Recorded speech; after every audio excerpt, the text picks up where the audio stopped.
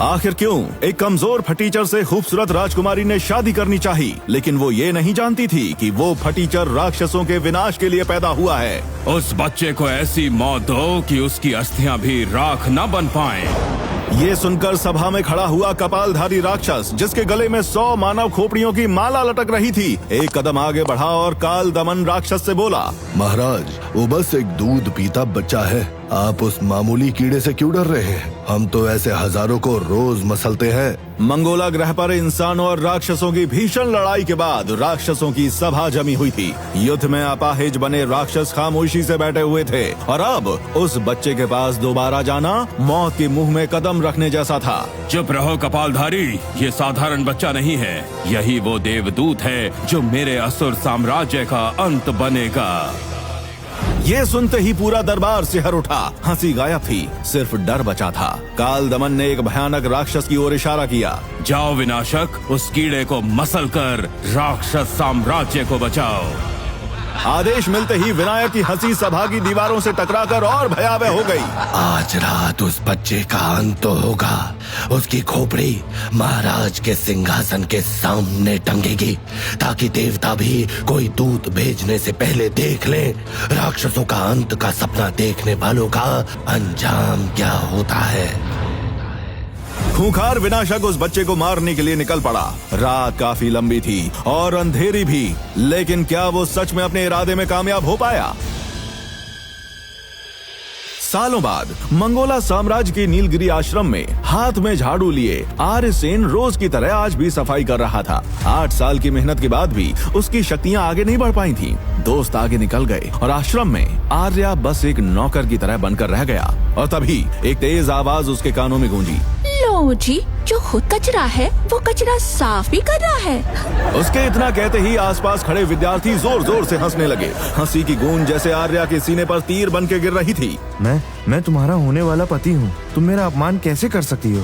गुलजीत और आर्या की सगाई बचपन में तय हुई थी, पर गुलजीत जो महेंद्रगढ़ के महाराज की इकलौती बेटी थी, सुंदरता और ताकत का घमंड गुलजीत के भीतर इस तरह भर गया था कि वो खुद को बाकी दुनिया से ऊंचा समझती थी। तू मेरा पति, तेरे अंदर मर्दानगी का एक भी लक्षण है?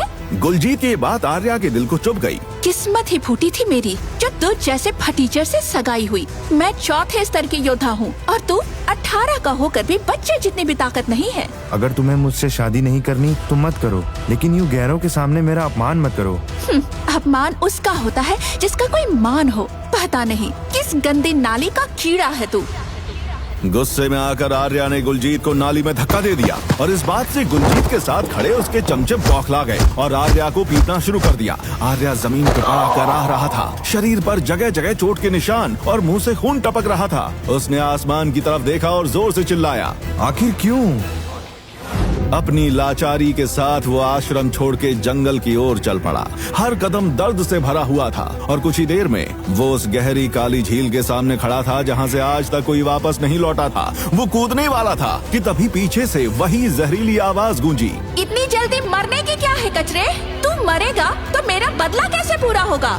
गुलजीत ने आर्या के सीने पर जोर से लात मारी। आर्या हवा में उछला और सीधे उस काली झील में गिर गया। झील के अंदर वो धीरे धीरे डूबने लगा और तभी एक बड़ा मगरमच्छ उसकी तरफ बढ़ा। वो उसे निगलने ही वाला था। अचानक आसमान में जोर की बिजली कड़की और अगले ही पल आर्या झील के किनारे आ गया। जब आर्या की आंखें खुली तो उसके शरीर का सारा दर्द गायब हो गया था, लेकिन उसके हाथ में एक अजीब सी जादुई अंगूठी थी और उसे देखते ही आर्या डर गया। ये अंगूठी किसकी है और मेरे पास कैसे आई? आर्या अंगूठी को ध्यान से देख ही रहा था कि तभी अचानक एक आवाज उसके कानों में आई, इस अंगूठी पर एक बूंद अपना खून डालो। अरे बाप रे, ये तो भूत वाली अंगूठी निकली। घबराहट में उसने फटाफट अंगूठी को उठाया और झील में पूरी ताकत से फेंक दिया और तभी मैं तुम्हें कमजोर से शक्तिशाली बना सकता हूँ आर्या।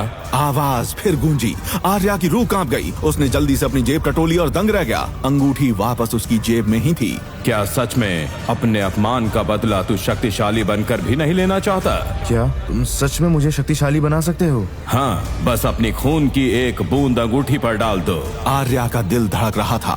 डर तो था, लेकिन उसके पास खोने के लिए कुछ नहीं बचा था। उसने बिना सोचे खंजर निकाला, अपनी उंगली काटी, खून की एक लाल बूंद झिलमिलाती अंगूठी पे टपक गई। अगले कुछ ही पल में अंगूठी से सफेद धुआं निकलने लगा। धुआं घूमता गया, फैलता गया और धीरे धीरे इंसानी आकार में बदलने लगा। कुछ ही सेकंड में उसके सामने एक महात्मा जैसे साधु खड़े हुए थे। आर्या अवाक रह गया। तुम कौन हो? मैं आचार्य सोमदेव हजारों सालों से अपने शक्तियों के वारिस का इंतजार कर रहा था। आर्या हक्का बक्का रह गया था, पर निराशा अब भी उसकी आवाज में थी। मैं क्या वारिस बनूंगा? मैं तो एक कमजोर निकम्मा हूँ। मैं तुम्हें शक्तिशाली बनाऊंगा, पर शक्ति का रास्ता दर्द से होकर जाता है। क्या तुम वो दर्द सह पाओगे? आचार्य, अपमान से बड़ा कोई दर्द नहीं होता। मैं हर दर्द सहूंगा। अचानक उन्होंने अपने हाथ का खंजर घुमाया और पलक झपकते ही आर्या के शरीर पर सैकड़ों वार कर दिए। खून की पतली रेखाएं उसकी त्वचा पर उभर आईं। आर्या चीखता हुआ जमीन पर गिर पड़ा। आचार्य ने सीधे उसे दिव्य कुंड में उसे फेंक दिया। दिव्य जल उसके घावों से टकराता गया और दर्द असहनीय होता चला गया।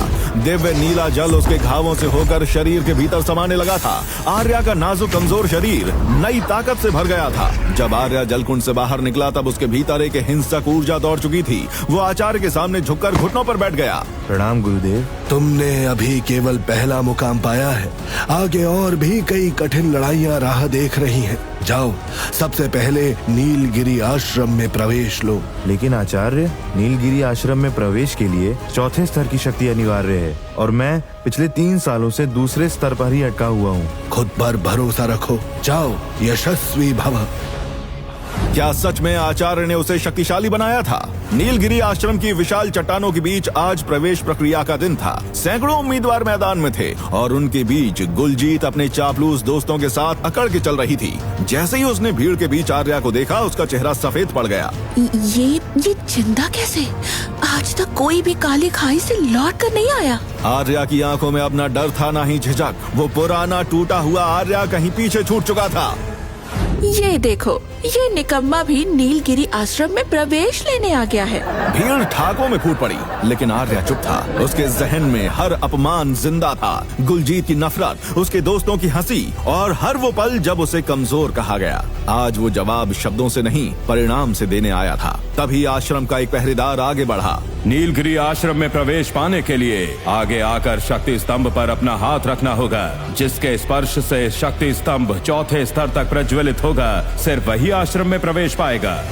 पहरेदार नाम लेके पुकारता गया। एक एक करके विद्यार्थी आगे बढ़ते रहे। कोई अपनी हथेली शक्ति स्तंभ पर रखता तो स्तंभ हल्का जल उठता। किसी के हाथ रखते ही रोशनी बुझ जाती तो किसी के स्पर्श से शक्ति कुछ स्तर तक प्रज्वलित हो जाती। कई चेहरे मायूस लौटे तो कुछ के चेहरों पर राहत की सांस थी। गुलजीत, आगे बढ़ो। गुलजीत घमंड के साथ आगे बढ़ी। भीड़ अपने आप रास्ता देने लगी। उसने आत्मविश्वास से अपनी हथेली शक्ति स्तंभ पर रख दी और अगले ही पल स्तंभ तेजी से प्रज्वलित हुआ। पहला स्तर, दूसरा, तीसरा और जाकर 5वें स्तर पर ठहर गया। मैदान में खड़े लोग हैरान रह गए। 5वां स्तर? गुलजीत के होठों पर संतुष्ट मुस्कान तैर गई। आर्या, आगे बढ़ो। नाम सुनते ही भीड़ में खुसर पुसर शुरू हो गई। 3 साल, लगातार 3 साल। वही दूसरा स्तर, वही असफलता, वही अपमान। हाकों की गूंज पूरे मैदान में फैल गई। आर्या ने गहरी सांस ली। वो आगे बढ़ा, धीमे लेकिन स्थिर कदमों से। उसने अपनी हथेली शक्ति स्तंभ पर रख दी।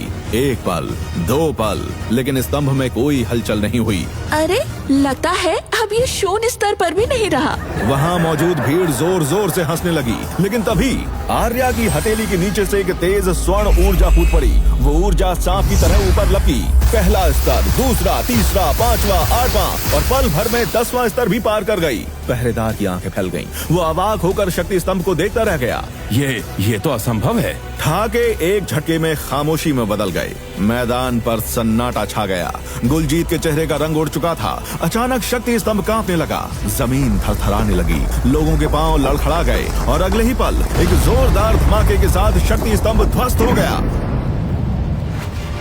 आर्या तो बस चौथे स्तर की शक्ति चाहता था, लेकिन उसकी शक्ति ने तो पूरा शक्ति स्तंभ ही मिट्टी में मिला दिया था। आखिर क्यों आचार्य ने आर्या को इतनी शक्ति दी है, और क्या आर्या ये ताकत संभाल पाएगा या यही ताकत उसे तबाह कर देगी? जानने के लिए अभी इंस्टॉल बटन पर क्लिक करके डाउनलोड करें पॉकेट FM और सुनिए जादू और रहस्य से भरी अद्भुत दुनिया की कहानी डिवाइन पावर। और हाँ, 10वें एपिसोड के बाद का दिमाग हिला देने वाला सस्पेंस मिस मत कीजिएगा।